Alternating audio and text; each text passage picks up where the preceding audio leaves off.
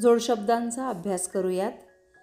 मराठीत काही शब्दांची पुनरावृत्ती होऊन जोडशब्द तयार होतात। उदाहरणार्थ पहा, समोरासमोर, लालेलाल, भारंभार, हळूहळू, गडगडाट, कटकट, धडधड, फडफड, मुळूमुळू, धाडधाड, कणकण या शब्दांमध्ये आधीच्या शब्दाची पुनरावृत्ती झालेली आहे, म्हणजेच आधीचा शब्द पुन्हा आलेला आहे।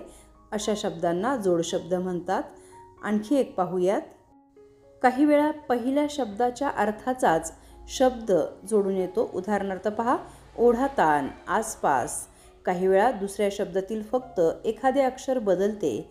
उदाहरणार्थ उपासतापास, थाटमाट, अर्धामुर्दा। हे सगळे जोडशब्द आहेत। लक्षात घ्या, जोडशब्द आणि जोडाक्षरयुक्त शब्द यामध्ये फरक आहे। या व्हिडिओमध्ये आपण फक्त जोडशब्द अभ्यासणार आहोत।